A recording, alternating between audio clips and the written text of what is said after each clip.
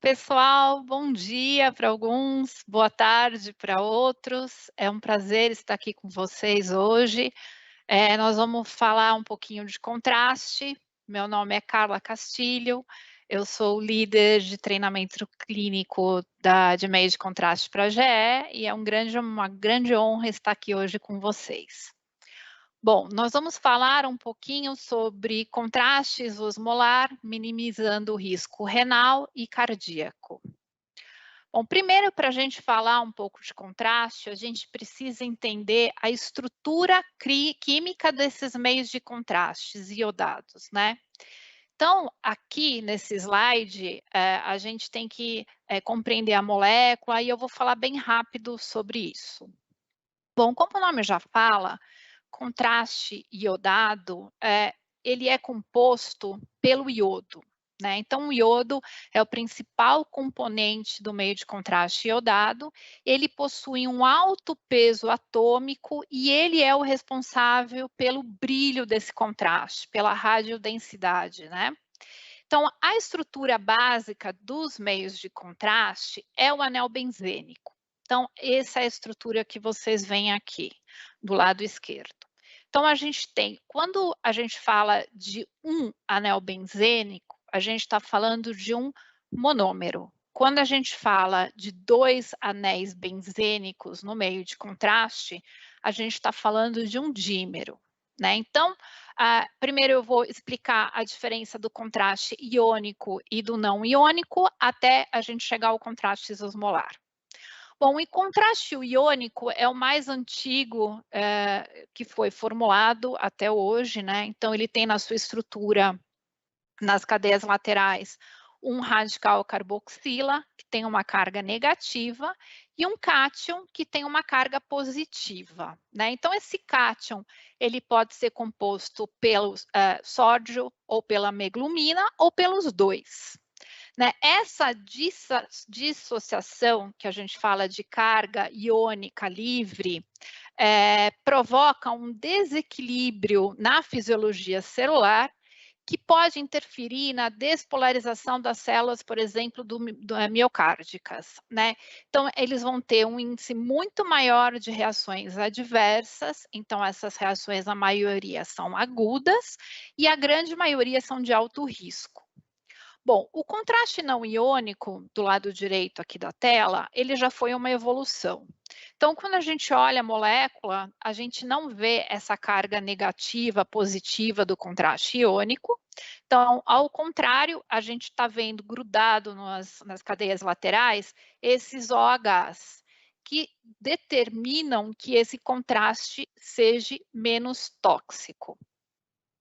Bom, a evolução do meio de contraste ocorreu para que se diminuísse essa toxicidade e que se diminuísse a osmolalidade dos produtos. E o que é essa osmolalidade? Então, a osmolalidade é uma propriedade química dos meios de contraste, então ela não se altera, tá? Então, ela expressa basicamente a concentração do soluto por quilo de água, né? Então, ela reflete a quantidade de molécula de soluto que ocupa o espaço das moléculas de água em uma solução. Basicamente, é ela o que causa as reações quando a gente injeta um meio de contraste, o paciente refere muita dor, calor, ardência, e isso vem decorrente da osmolaridade desse contraste. Então, em 1950, foi lançado o contraste iônico, então é o mais antigo mesmo. Então, ele vai ter uma alta osmolaridade, então é de 5 a 8 vezes maior que a osmolaridade do sangue, que é 290 a 300. Em 1980, foi lançado o primeiro contraste dímero iônico, né, com o intuito de reduzir a osmolaridade desse produto. Então, esse produto veio com uma osmolaridade mais baixa em relação ao anterior. Em 1980, se lançou o primeiro contraste não iônico, um monômero não iônico. Então, ele veio com uma baixa osmolaridade, mas mais baixa em relação aos anteriores, mas ainda de 2 a 3 vezes maior, comparado à osmolaridade do sangue. E em 1990 veio o contraste isosmolar, que é um dímero não iônico que possui a osmolaridade equivalente à osmolaridade do sangue. Então, aqui a gente mostra a molécula do contraste dímero não iônico isosmolar, mostrando que ele é um dímero não iônico e a sua cadeia lateral é composta por várias hidroxilas, né, um número muito grande de hidroxilas, deixando esse contraste o menos tóxico possível. Bom, aí vem a tabela comparativa, né? Então, essas tabelas são importantes para a gente descrever essas propriedades dos meios de contraste em números e entender como é essa classificação. Bom, os contrastes iônicos, como eu já falei, são os mais antigos. A carga iônica livre dá uma alta toxicidade e um índice de reação adversa muito alta para esses meios de contraste. Aqui à esquerda na tabela, a gente demonstra a composição química dos produtos, né? Então, nome composto deles, então eles são compostos diferentes e possuem nomes comerciais diferentes. Aqui no centro, a concentração. Então, a concentração é a miligramas de iodo por ml. Então, quanto maior essa concentração, maior é o brilho, mas maior a osmolaridade do produto e suas reações adversas, e maior a viscosidade. Aqui, vou parar um pouquinho para falar que a viscosidade é uma propriedade física do meio de contraste. Então, ela se altera quando a gente aquece o produto a 37 graus, que é próximo à temperatura interna do corpo. Então, a viscosidade ela não é fixa para esses meios de contraste.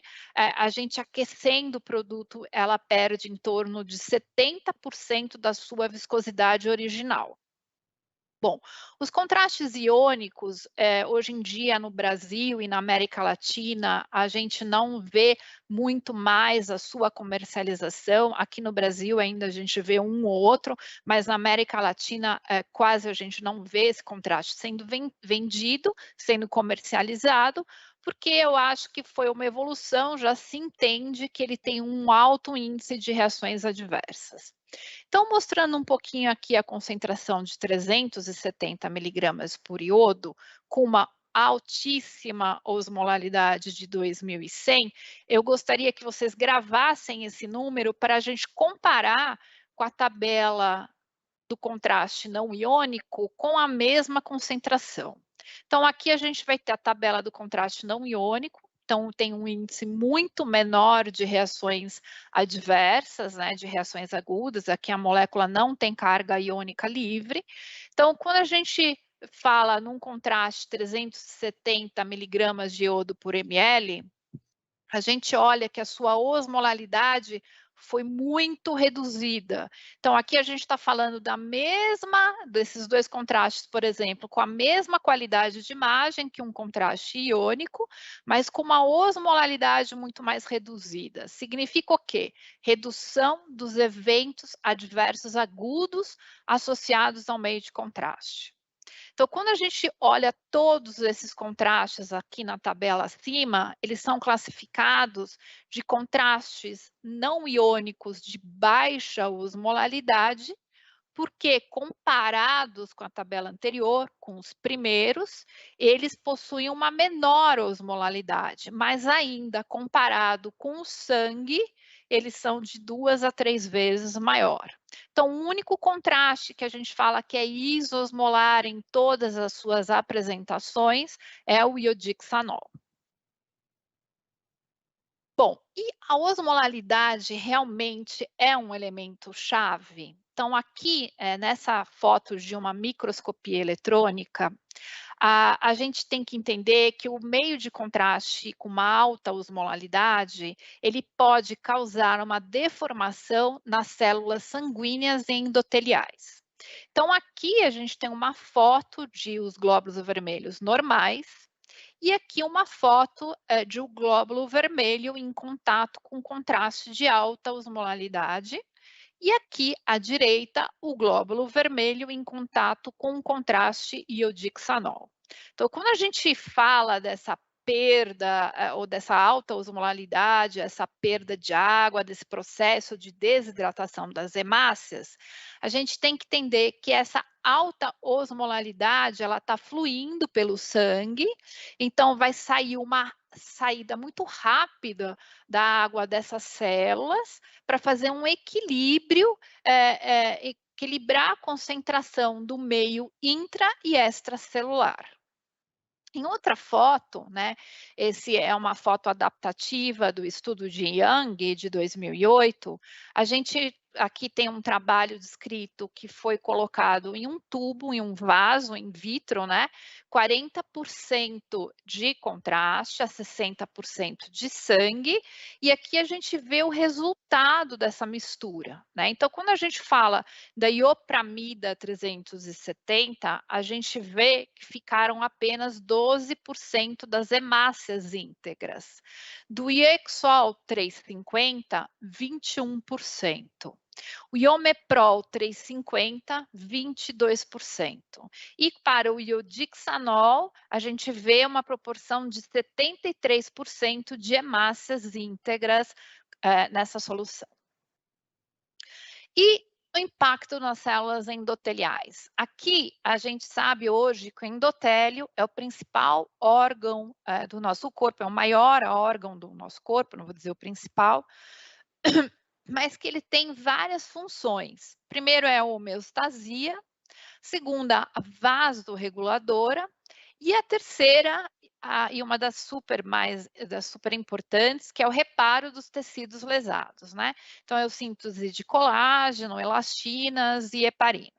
Então, quando eles entram em contato com um contraste de alta osmolaridade, a partir do local da injeção, por exemplo, ocorre uma deformação dessas células endoteliais, um achatamento dessas células, estreitando o lúmen vascular e impedindo o fluxo de sangue capilar nessa região. E as alterações cardíacas induzidas pela injeção de contraste, né? Então, a gente vai ter as alterações hemodinâmicas, depressão da função ventricular esquerda, redução da pressão arterial, redução do volume sistólico. Consequentemente, a gente pode ver alterações eletrofisiológicas, como alterações do parâmetros do ECG, induções de arritmias cardíacas e alteração da frequência.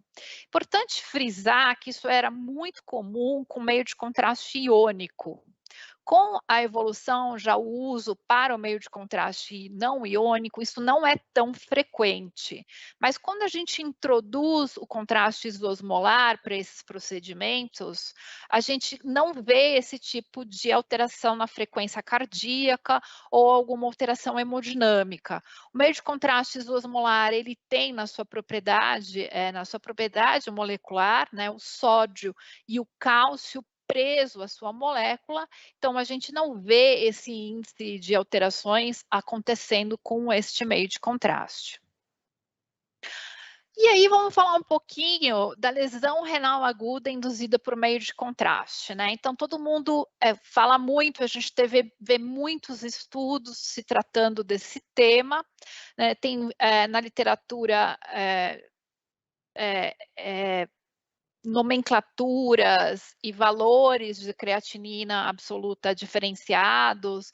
Aqui a gente vai falar um pouquinho da literatura atualizada, tá? Essa é uma referência do ACR de 2021, né, que descreve o aumento, uma lesão renal aguda como um aumento da creatinina sérica em 0,3 miligramas por dl, ou aumento percentual em maior de 50% e uma diminuição no débito urinário, né? Isso ocorre logo após a injeção do meio de contraste, em torno de 48 horas e pode acontecer até uma semana após a injeção.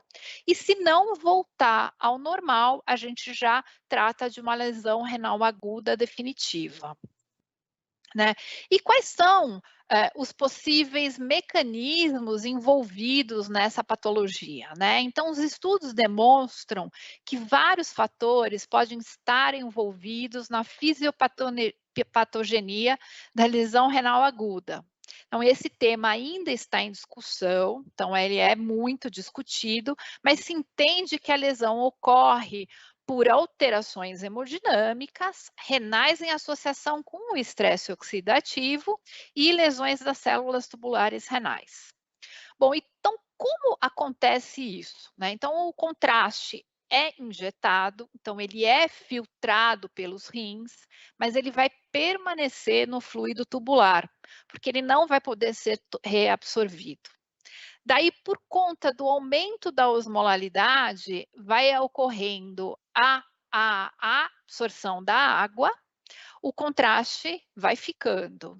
E isso vai lentificando o fluxo tubular.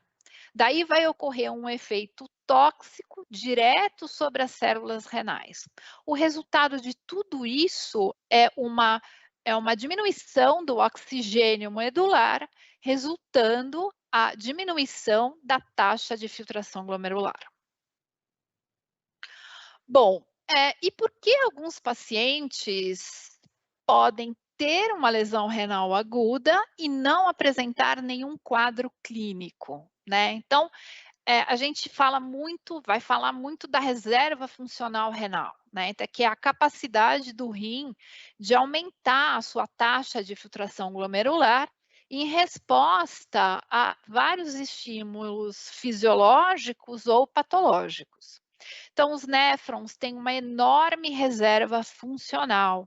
Então, se o paciente perder até 50% da função renal, ele pode não exibir ainda nenhum sintoma, né? Então, no caso de uma lesão renal clinicamente evidente, mesmo que a taxa da filtração glomerular ela volte ao normal, não significa que o rim do paciente esteja íntegro ainda ou que não volte à integridade, né? A função renal ela pode estar sendo mantida pela essa reserva de função renal. Bom, e quais são os procedimentos associados ou mais associados à lesão renal aguda? Então, a gente fala muito do cateterismo cardíaco e da angioplastia coronária. Então, por quê? Porque aqui a gente atende a um grupo mais debilitado de pacientes. Então, a gente está falando de um grupo de pacientes de maior risco. E, em segundo lugar, a gente fala da tomografia. Por quê? Porque aqui não é pelo volume de contraste, eu acho que nem pelas duas a gente pode falar de muito volume, mas aqui a gente repete muito procedimento de tomografia em pacientes de grupo de risco, como é o caso do paciente oncológico, por exemplo. E como a gente escolhe dentro do procedimento de hemodinâmica ou a gente consegue estratificar quais são os pacientes de risco, né? Então, o objetivo do estudo desse trabalho, o estudo de Merhan, foi desenvolver uma tabela com os riscos da lesão renal aguda após a intervenção coronária. Então, aqui esse estudo demonstra todos os possíveis fatores de risco, então, como comprometimento renal, hipotensão, uso de balão intraórtico, etc. E aí é determinado uma pontuação para cada nível de comprometimento ou nível desses fatores de risco. Então, o comprometimento renal, dependendo da função renal, você coloca uma pontuação de 4, 2, 4 ou 6. Se o paciente é hipotenso, você coloca mais 5 pontos. O uso de balão intraórtico, mais 5 pontos. Se o paciente tem insuficiência cardíaca congestiva, mais 5. A idade maior que 75 anos, 4 pontos. Anêmico, 3. Diabetes, 3. E a cada 100 ml de contraste, mais 1 ponto. Se soma essa pontuação e aí você vem na tabela de resultados e vê aonde entra o nível de risco desse paciente de estar desenvolvendo ou de uma incidência de lesão renal aguda.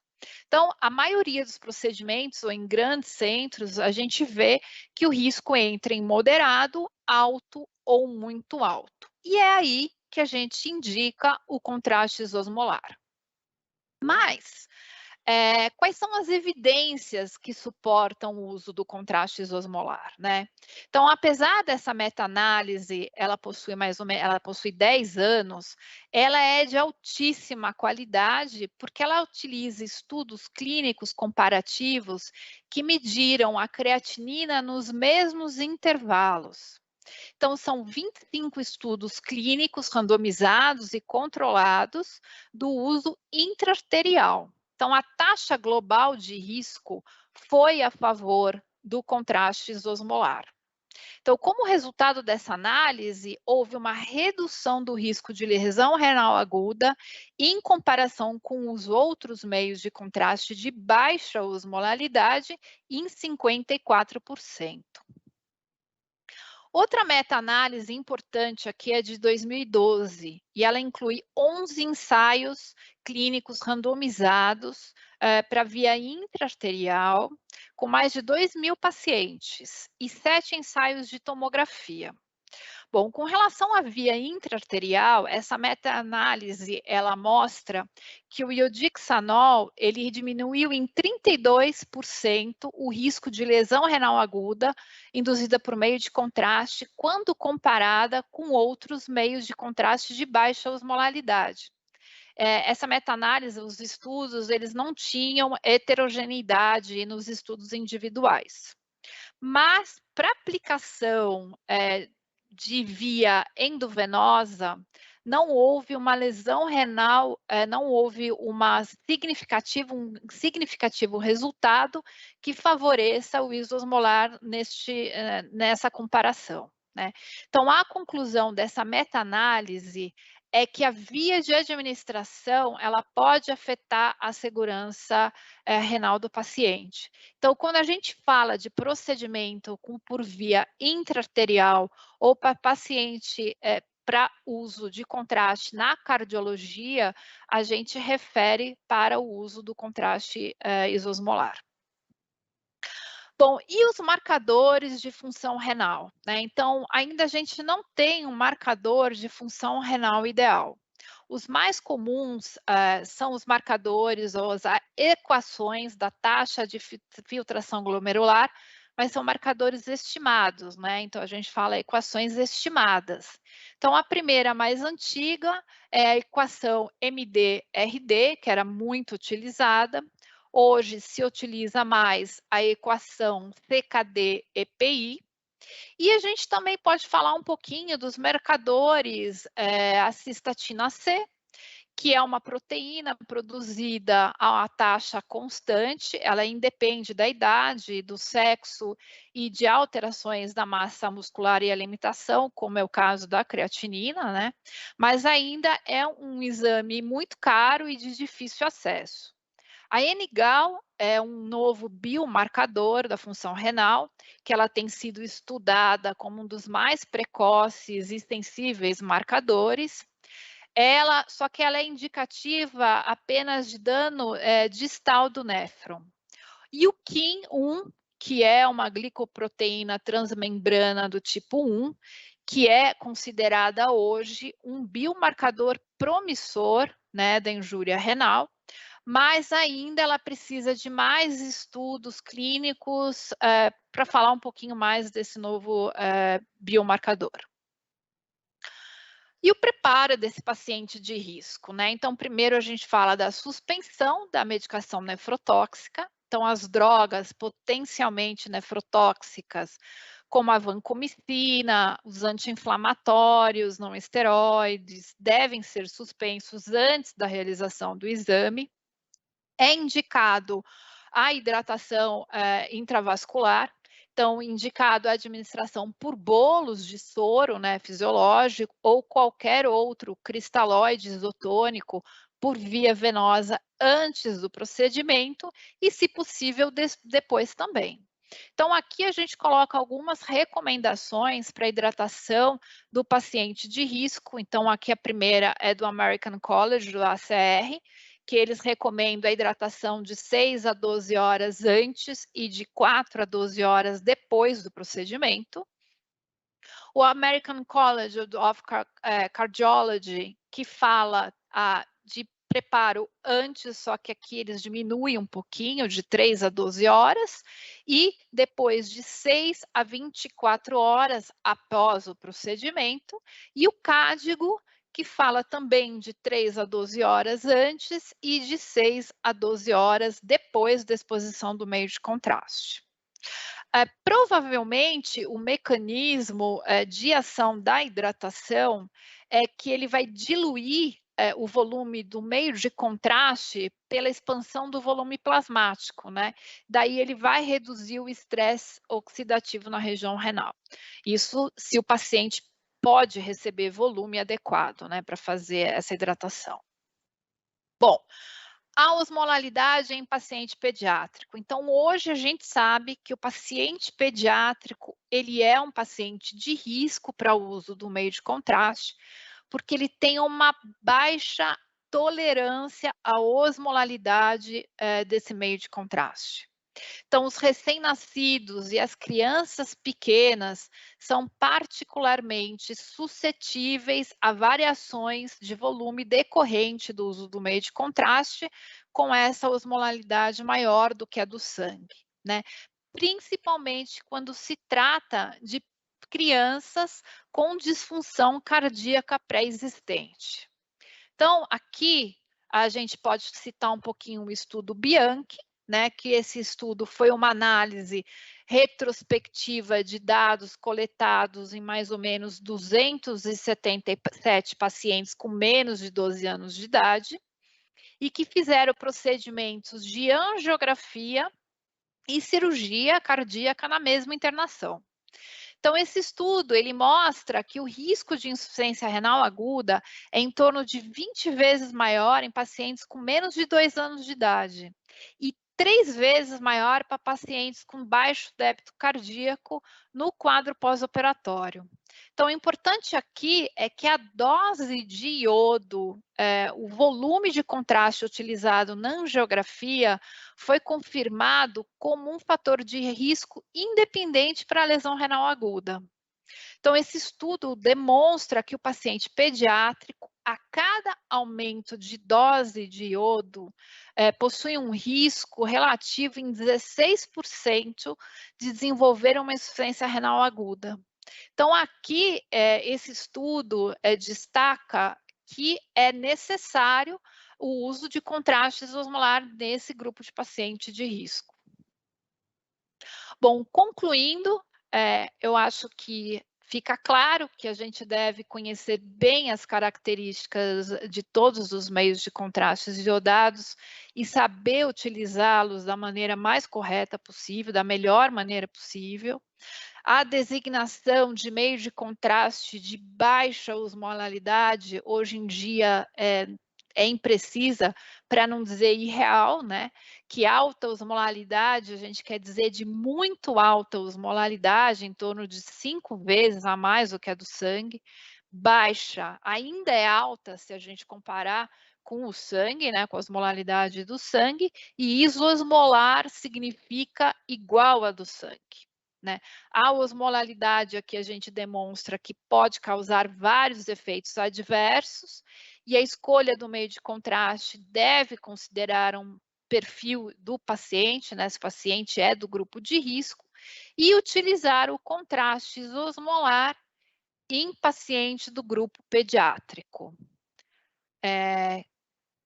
Eu quero agradecer a todos e eu gostaria de saber se existe alguma pergunta, se vocês têm alguma dúvida ou gostariam de fazer algum comentário.